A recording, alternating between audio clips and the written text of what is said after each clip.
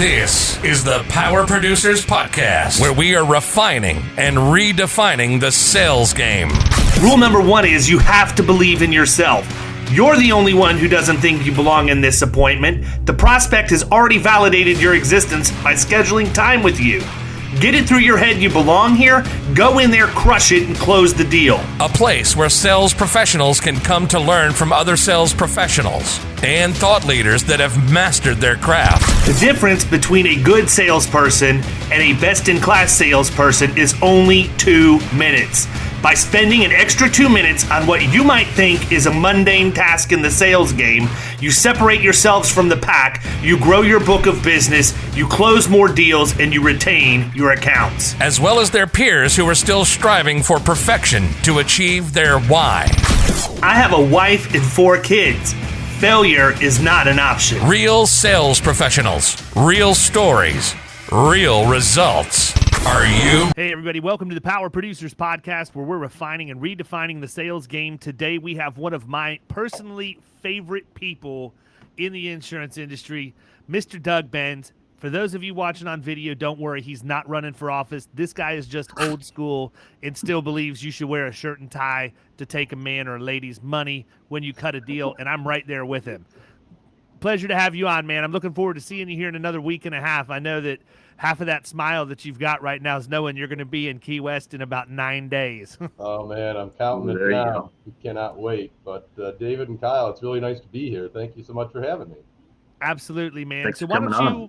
why don't you take a little bit and sort of give your backstory, Doug, and tell people how you got to where you're at New Buffalo now. And then I've got some pretty specific stuff that I want to talk about because you have had a lot of success moving into the middle market pretty quick. And, you know, I think that a lot of people can learn from that. And I don't want to dive in yet. So just sort of talk about your experience in the industry, how you got to where you're at. Doug's got 6 kids. I do. Okay. It's 5 more than me. I do. He's got 2 more than me. I feel like I have 6 sometimes. And I can't That's even impressive. imagine. Nice work. Hey, thanks. Oh, my God. I didn't do it alone. But, Listen, let me tell you, before we get started, I have to tell you a story. We were in Boston. Doug was at that mastermind that I was at with Chris Paradiso and Scott and Bradley and all of them. Right. And I felt bad for him because I know, like, this guy, he's like me. Whatever his kids are doing, he's in it, right? He's 100% on board. And his son had his first football game that night, one of the nights we were there, and Doug wasn't able to be there. That sucks. Yeah, but it was like last minute rescheduled because of COVID, so it was kind of one of those funny things. I was supposed to be there the week earlier, and then everything was kind of last minute. Thrown off. Yeah. So his son absolutely dominated. And Doug is running around like with his phone showing everybody this kid's moves as he's scoring. What he had like 4 touchdowns and some ridiculous amount of tackles. You know, he played both sides of the ball, nose tackle and fullback. He'd never played before, in any kind of organized football team at least. And he ended up scoring more than half the team's touchdowns for the whole season. That's legit. He was doing all right, so. Fullback is a lost art, man. Hey, so Doug's like talking about it. And he's like, and he got a penalty for excessive celebration. I wanted to go. You got a penalty for excessive celebration. Yeah. Put the phone away, man. He's showing everybody in the lobby, everybody that would look at Doug's phone, man. It was awesome to see how happy he was and sad at the same time. I felt bad that he wasn't there to see it, but it was cool to see that he was so excited about all of that. And that's one of my favorite memories about Doug. Yeah, that was a good trip, and I got to see him the next few weeks, so it worked out okay. I got to be there for the rest of his games, but it's fun to cheer on your kids and celebrate their successes, right? Dude, Nash is at swim lessons right now, and he's an absolute maniac in there. Like he does this thing where he gets my son's a year old, and he's in swimming lessons, and he's been like 4 or 5 times. And he loves it. And he, like, when he gets really excited, he like puts his hand in his mouth. so she'll be going to dunk him under the water, and he'll be like, and like jam his hand in his mouth. I'm like, looks like Dr. Evil. Yeah. He comes up and he's like, water all coming out of every, part of his face. It's pretty funny. Kyle, is that where they kind of teach like a kid to float? It's basically survival. It's like it's like all right, by accident or something, they know how to kind of bob up and float on their back. Yeah, like those ridiculous YouTube videos. Grab the wall. That's like a chant that they say, and it's ridiculous. Like I'm sitting there laughing my ass off the whole time, but yeah. So anyways, well, it's vital down here where there's so many pools, man. There's so many pools. Yeah, right. Definitely. Yeah. All right, Doug. So tell us the story, man. Back to it. The 90-second version, I guess, of my story. I'll try to keep it quick. But I was 10 years ago, or I guess about 11 years ago now, I got into this business, and I was 30, and I had a nice run as a newspaper and magazine photographer. Like David was saying, I got to do some really cool stuff, go to the Olympics and the Super Bowl and photograph the president, all the good stuff. But, print media had its challenges, and with the family, it was just, I kind of felt like I hit the mountaintop and was ready for something else. And, I knew some people in this business, and I was just intrigued by it seems great. It's a residual biz. You get a client and you can kind of keep servicing them and being paid each year at renewal. So I went out and got a license, and I started talking to some folks in town here in Buffalo and said, hey, I'm basically willing to come and just sort of dial for dollars, on commission. And I found a shop out in Williamsville, New York, and they said, come on in. And those guys trained me and got me up and running. And about 4 years later, around 2013, one of the guys said, hey, I got a vacation house down in Naples, and I'd like to get an operation going down there. Would you help? So I ended up moving down there with the fam and got this place off the ground. I was there about 3.5 years, and it was a really great experience. We loved it down there, but sort of thinking what's next, at that time. And I had this whole book of business that was sort of parked here in Buffalo that I was managing remotely. I'd come up here occasionally at a renewal time and go see somebody, but I was mostly on autopilot. And I thought, sooner or later, some of these accounts, somebody's going to wander in there and they're going to say, my guy's like 1,500 miles away. Mm-hmm.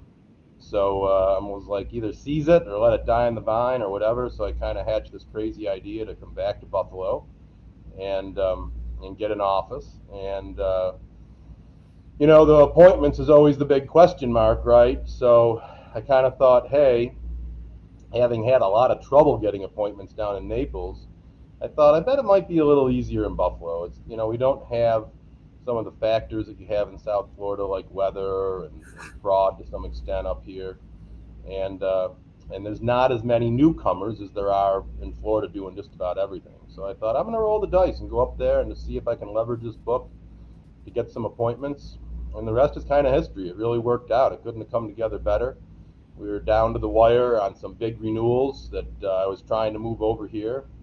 Around April of 17, it was about 4 months after we started trying to get appointments, and like March 31st, Merchants Mutual called us. We had some big contractors, and they said, here's your code, here's your login, and we just started binding like crazy. We had a 411 that was one of our biggest clients, and we just started charging hard from there, for sure.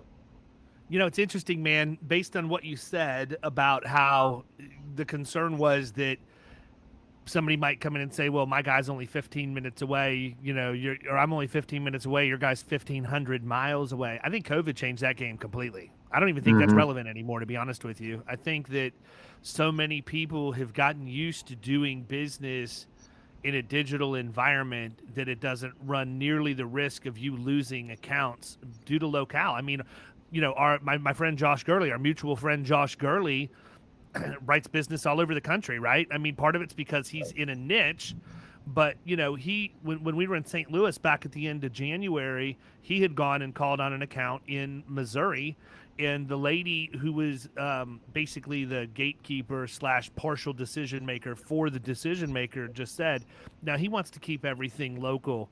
Just how local do you think you can be? And Josh's answer was, well, I'm as local as the cell phone that's in my pocket. And I told him, I said, well, that was a nicer way to say what I would have said. I would have said, you do realize I'm sitting across from you at your desk, right? I mean, if I need to be local, I'm local. And if I don't, I don't. The fact that I'm 5 minutes down the road doesn't make me any smarter at insurance, and it really doesn't make me any less accessible that I'm 1,500 miles away.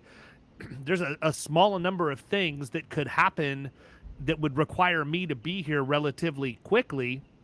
Mm-hmm. And if any of those happen, the least of your concerns is whether or not I'm there yet, right? I mean, it's catastrophic at that point. So I think it's changed the game a little bit.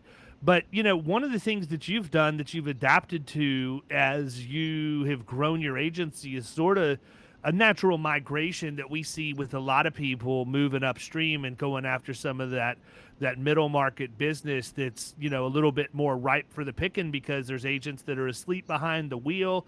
They, you know, they're selling on price. They don't understand the value that can be brought and all of that. And, you know, when anybody ever asks me of somebody who's had a success story or has had success from killing commercial, you're the first guy I think of. I mean, I don't know of anybody who has gone out and just absolutely crushed it like you have. So why don't you talk a little bit about what that's been like for you to. Yeah, it's been really cool, to tell you the truth. You know, when I got into the business, one thing I've been thinking about this a little more recently, some conversations I had with some people I was working with, people that people. Doug's not in cardiac arrest. Everything's good. We're okay. Coming for you. Sorry about that. No, you're fine. Edit that audio out a little bit, but anyway, I was thinking when I got into the biz, you know, a number of people told me chase the low-hanging fruit. You know, these big accounts, you got to defend them every year. You know, they're putting this stuff out to bid, and it's a nightmare. And there's always people coming at the high-profile stuff or the big stuff. You know, just run around and chase all this little stuff. And it was kind of like maybe terrible advice in a way. It really kind of puts you in a lane where you're thinking to yourself, like, you know, I'm not really at the level of these guys working on the big stuff, or I'm really only suited to work on the small stuff, and only a really large shop, you know, with 300 brokers, the Brown and Browns of the world, or a large shop with many brokers in it is equipped to handle these people, and in a smaller office you're not. And as we all know, that really couldn't be further from the truth, right? Mm-hmm. So it was about last summer, not even quite a year, and you know, David and I had met, I think, out in San Diego, and we kind of had a conversation going, and I was just really impressed by the whole Killing Commercial program. And it was kind of funny because we all have, I think, in an agency, so much coming at us in terms of technology or services or different things to kind of grow and leverage and help you out. And it was just, when I started looking into Killing Commercial, it was just like at a different level. I was like, wow, the amount of kind of value here is really like over the top. And on the flip side, getting back to when I was getting into it, you know, I remember Googling things about producer compensation or just about how it works. And there was like little or nothing available online anywhere. I mean, you could Google stuff all day long, and you wouldn't really find much out there that was available to help you sort of grow or figure out some things without getting into like a designation class or something like that. So we dove in head first in August and got rolling. And it connected so many dots for us. There was like a lot of things in terms of the work comp lead in and working on talking about mods that I kind of had been like a little exposed to, but I didn't really know how to speak about knowledgeably. So that was really where we started. And by November, you know, we had a couple really big hits, a produce distributor and a landscaper that, you know, were two of the larger revenue accounts that we'd placed in any kind of recent memory. And then all of a sudden we're drumming up other stuff, and some of these things that would occasionally we might get referred to, or something that we prospected and find out that it's a little bit, again, you know, $1 million premium for workers' comp, and there's a lot of things going on where in the past we might have only known how to go out and obtain a proposal in the marketplace. You know, now all of a sudden we're really working a risk management function and talking about total cost of risk and doing mod analysis and claims analysis and other things where it just brings so much value to the client. You know, that's been the coolest thing of this whole thing, is that I feel like we've transformed in the service we provide because we're doing so much more for the client than we maybe were before. I'll tell you, man, it's interesting because I think that you're going to find over the course of the next month, we're getting ready to go really, really deep in how to lead with cyber, right? As opposed to just the workers' comp. Once you have the comp tool perfected, you can put that on autopilot. You're not going to forget how to do that. I mean, it's the easiest place to start because the flipping policy is only 6 pages, for crying out loud. I mean, right. You're not having covered or you're not. Yeah, it's not too hard to figure that out. And once you figure out the strategy and the math, I think cyber is going to open up a huge opportunity for a lot of people. And that's one of the reasons why, I've been happy that we've been able to partner with Pro Writers to give us a leg up. And I mean, one of the things we're doing with them is we can go in and take information from people who are just prospects, and with very limited information, get pricing indications and vulnerability assessments from as many of their 7 carriers that are willing to provide that in a spreadsheet. But we can walk into a business that has a bad vulnerability assessment report and broach the subject right out of the box. And if they say, well, we really don't have a problem with that. Well, I kind of beg to differ with you. There's a reason why I'm here today. Here's what your vulnerability assessment says. And by the way, if you think this is an expensive problem to fix, here's some pricing indications on what an insurance policy would cost. But let's talk about all the other things that need to happen as far as making sure you're protected the right way and that you don't have this exposure going forward, because in my opinion, it's the number one exposure businesses face right now, period, is cyber. And it's the one most people just brush to the side. Cyber, no big deal. It's not going to happen to me. Because no one requires it, right? Or I shouldn't say that. People, you're starting to see it required a lot more than you were. Well, in your state, for sure, man.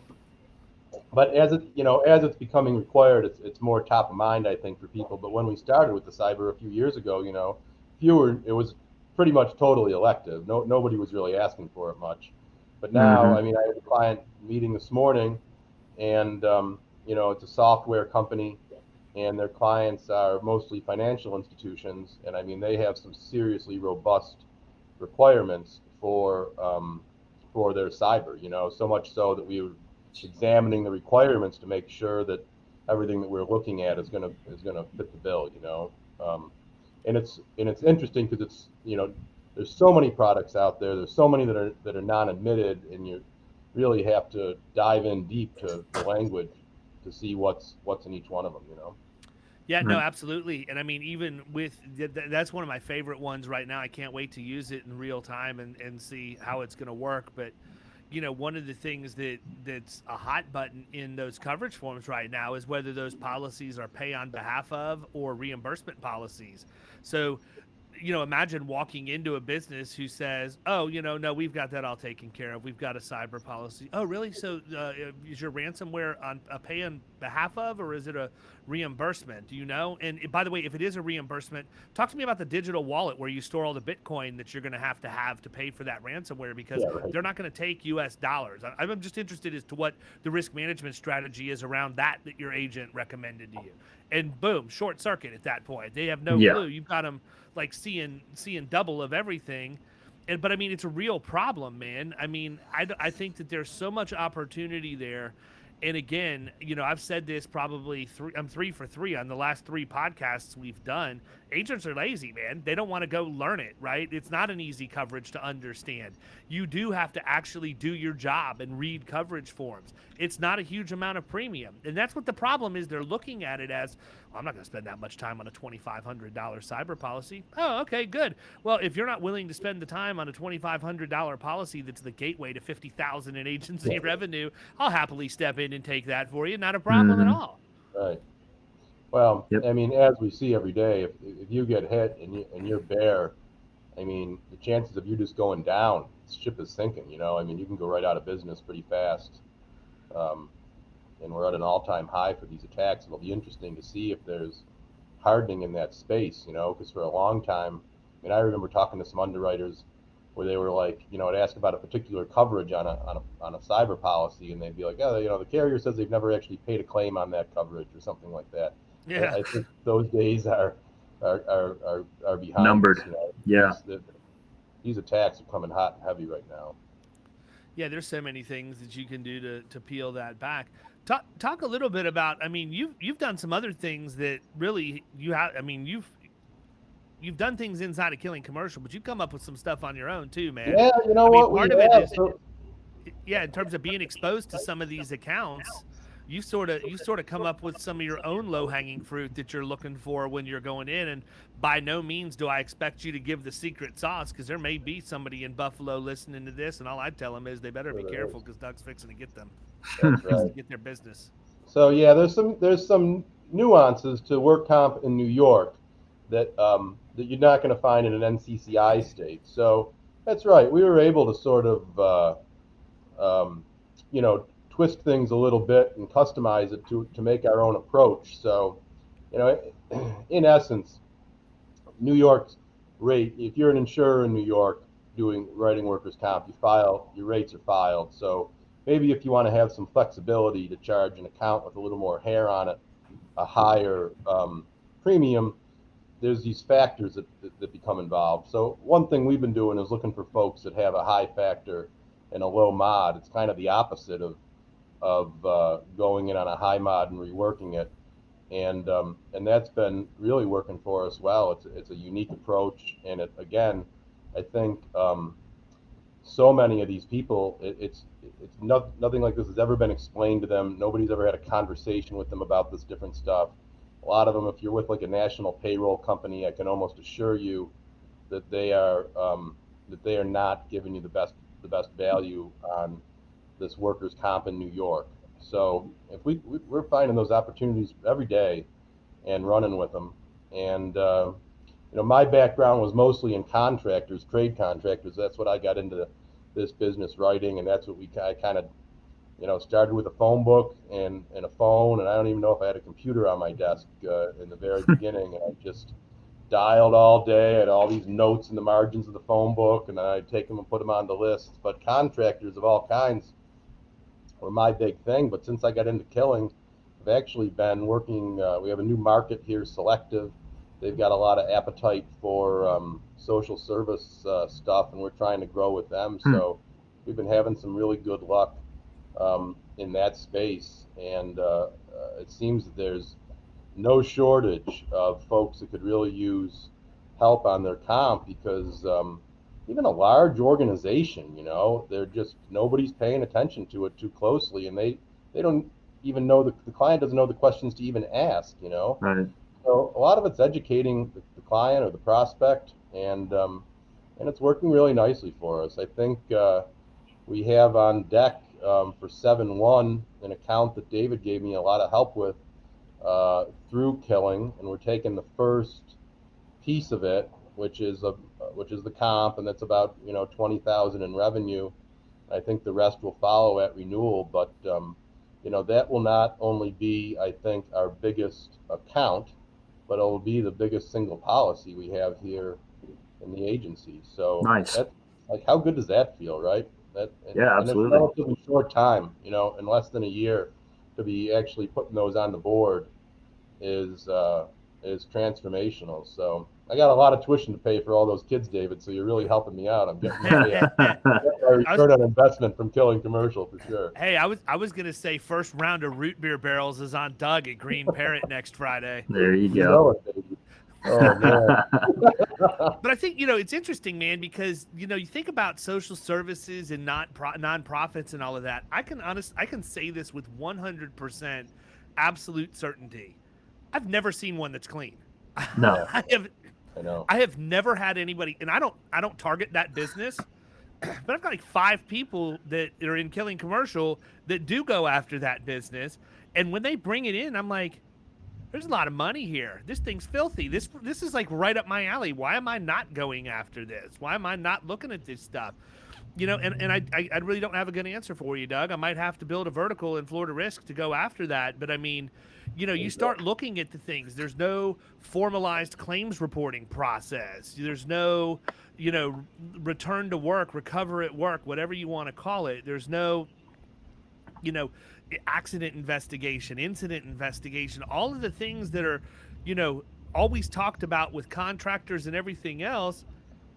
Lag time's terrible in these organizations. Which is interesting because they've got all these policies and procedures to deal with, their, whatever patients or participants or whatever they would be called, but they're lacking that structure internally for stuff that happens, when they get hit or fall down or whatever the situation is. And it's a high risk industry. I mean, a lot of those guys come back with injuries from patients that are hitting them, or a kid flips out, and so I just think that's interesting. And there's so many tools that we have at our disposal to be able to help with that. But he's right. Maybe we do need to get a little vertical going as far as that goes, because I can second that. I don't have really. It's something that I never prospect myself. And, sometimes if it comes in, you kind of like, oh, but, really it's a good opportunity for us to, showcase our value for them. Yeah, absolutely. I agree. There is so much that can be done, and there's so much technology now that we're all using that we can kind of share and bring that value to our clients.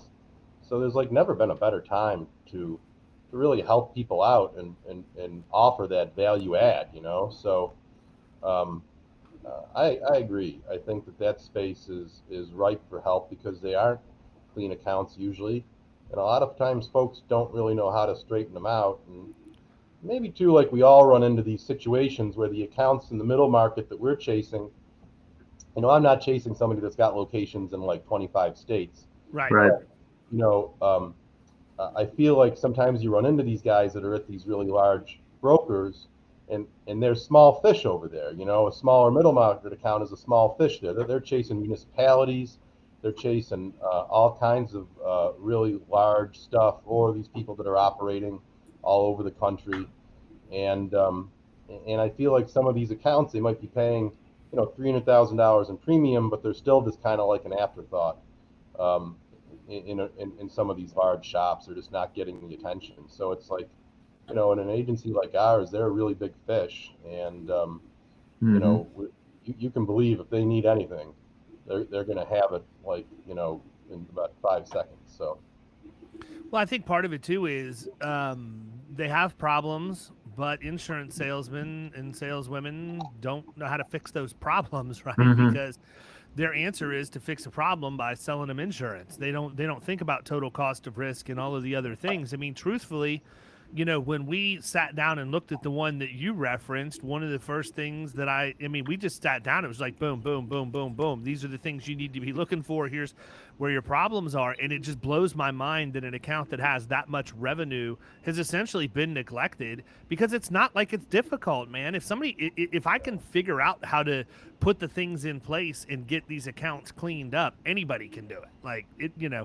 It took me 3 times to get through accounting. So, to be able to put in return to work, if it's easy enough for me to get that right the first time, then anybody can do it. Right. And I think the problem is, people are just scared of what they don't know, right? They don't want to, number one, they don't want to operate on faith, for one thing, in terms of, okay, I went to Continuing Ed, I learned this, listened to this podcast, they said, try this will work at the point of sale, and then they go in and then they just do everything the way they always did it. They don't want to take that first step where it's like, let me try something new today, give them the old razzle-dazzle on the first appointment and see what happens, and, so they're just sort of stuck in the hamster wheel. Right, that's exactly right. They're stuck in that hamster wheel, and, all of the things that they really need, that they're relying on us for, I feel like in a lot of ways they're not getting. So that's the shakeup, right? That's the shakeup with the whole killing thing, David, is kind of not taking that anymore and not allowing these clients to kind of be poorly served. That's the really cool part about this all, is we're succeeding, we're growing our business, and we're doing really well, but it's not just like a trick to sell more. It's a value add that you're bringing to the client in a way that very few other people are doing, and it's what the client deserves. So and your business becomes stickier at that point too. Right. Mm-hmm. Now, it's not been all rainbows and unicorns, I'm sure. What as you've opened the agency up there and you've made this transition, what's something that you've been frustrated by in the process? Yeah, I'll tell you something. The one thing I guess I would say that we're thinking about a little more as we're getting bigger is, when you start out, you're just kind of trying to get as many fish in the boat as you can. You don't really care what it is. It's like a win is a win.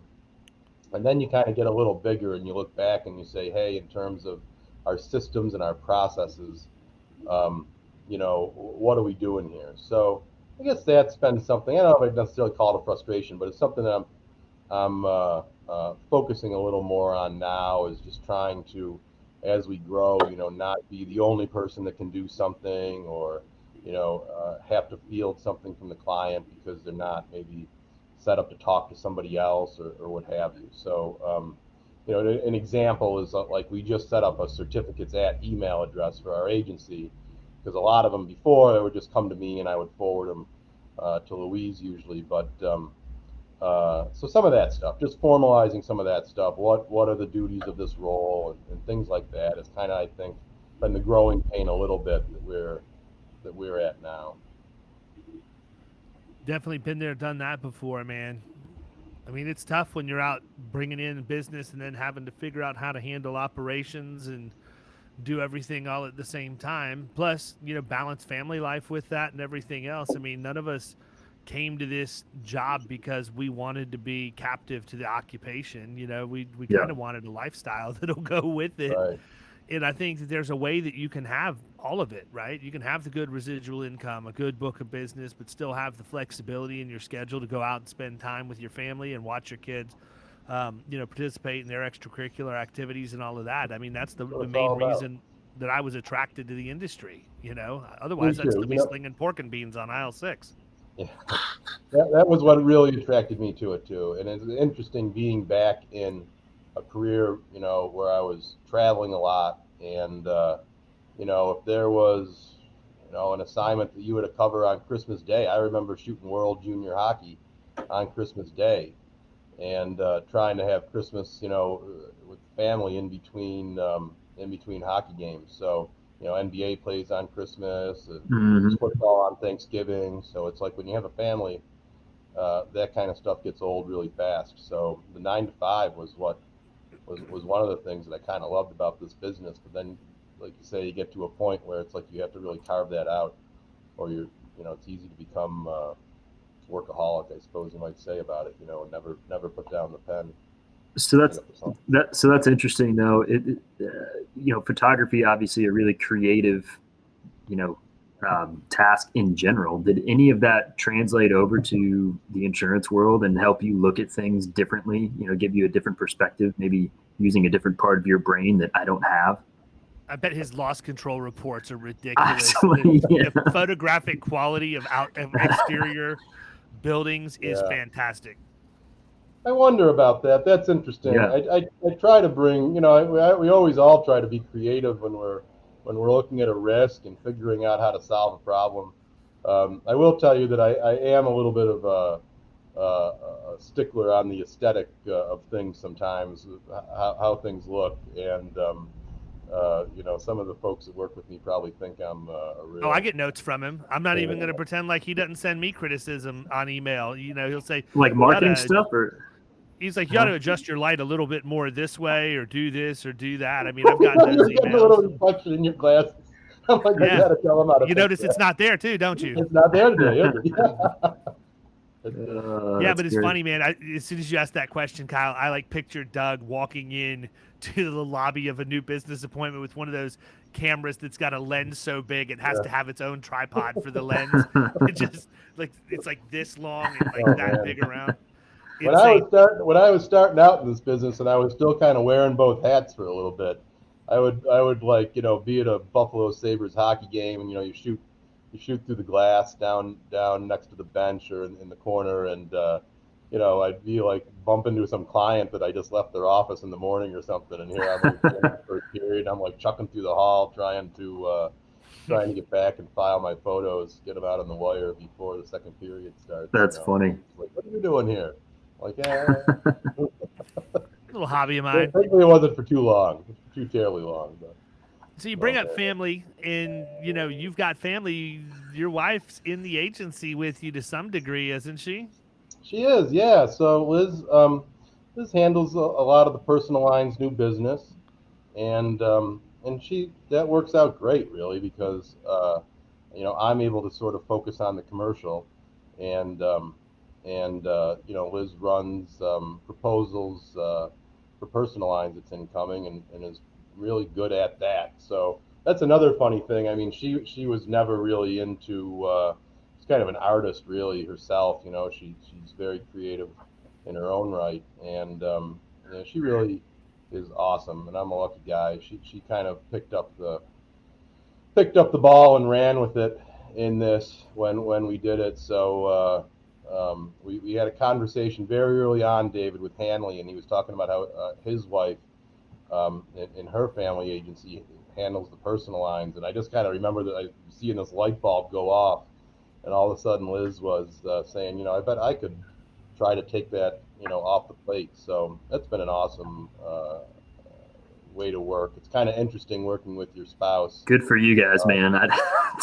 Well, she's not here all day. She's not here 40 hours a week. So she kind of pops in and out and grabs her laptop. So it's not like we're really shoulder to shoulder all day and all night. But right. It works out okay. We're all okay.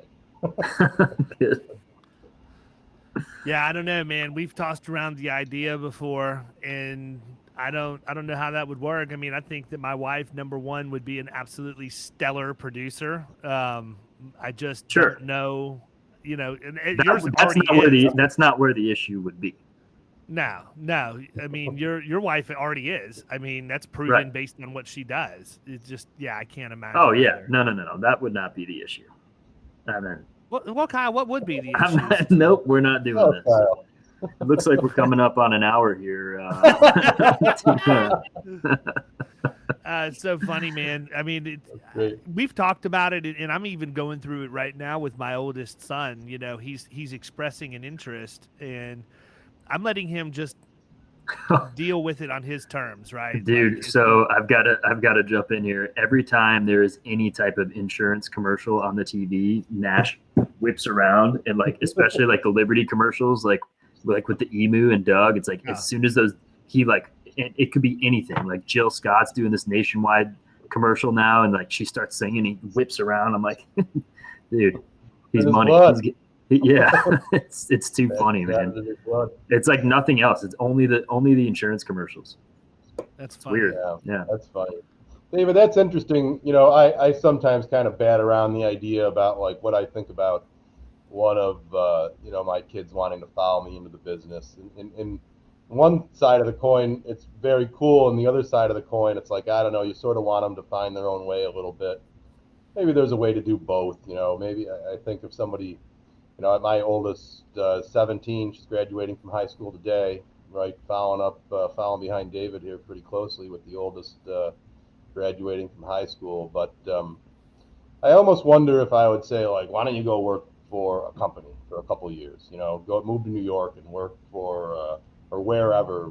Go work for Hartford for 2 years, come back or something like that. Push them in a little bit of a different direction. Well, I think it's different if they just kind of come in with the expectation oh, this is, daddy's business and I'm just going to take it over one day. And so I don't really have to work hard or figure out anything on my own, versus if they're just okay, I could see how this would, I've seen the success that my dad's had, and I want that for my family, and I want to figure out how to do that. And so I think those are two different things, but it can very easily be, crossed up.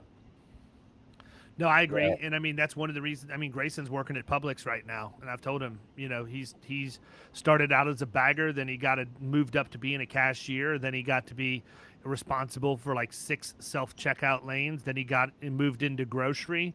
Mm-hmm. And he asked me, what do you think I should do? I said, well, it seems to me like things are working out pretty good for you right now, man. I mean, you've gotten how many pay raises, and you've just now celebrated your 1-year anniversary.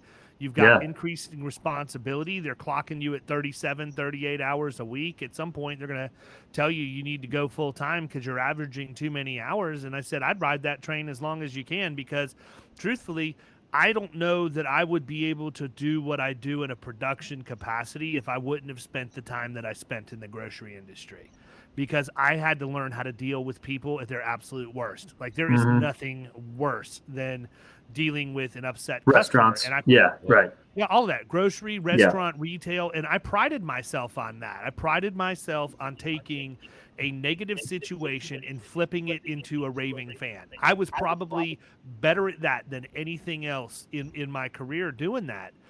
The other thing is that, when I was in the grocery industry, they wanted to give me a store for about a year before I actually took one.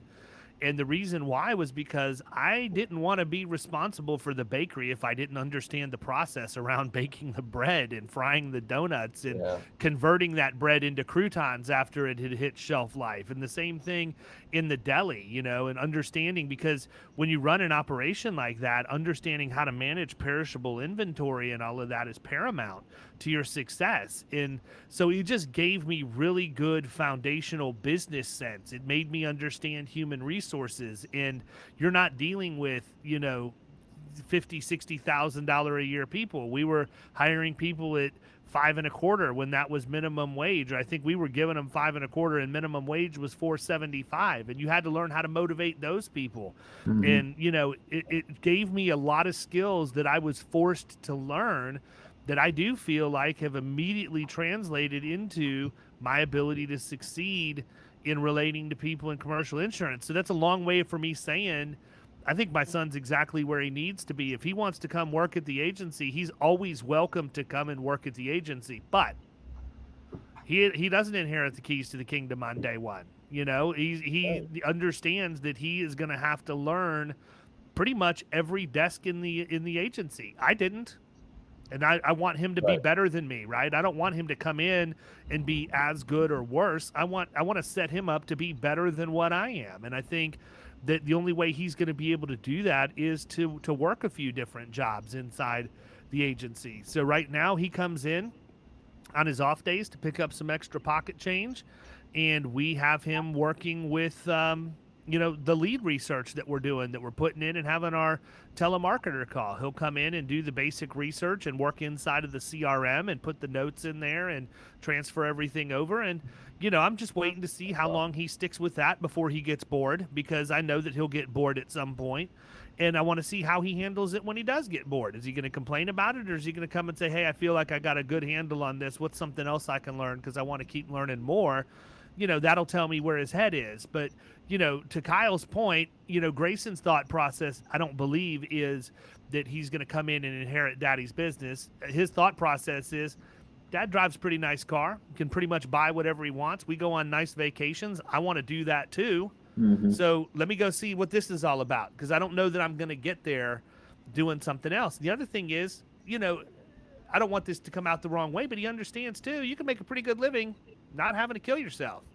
Right? Like you don't have to break your back. Now, I'm wired that I'm going to go 90-0 all the time, but let's face it, you don't have to. I mean, you can get to a point where enough is enough and you're satisfied, and you know, any money's not going to matter anymore. I know. We're taking those people's accounts every day, right? That's what I was just about to say. The majority of the folks out there, that's kind of what they're doing.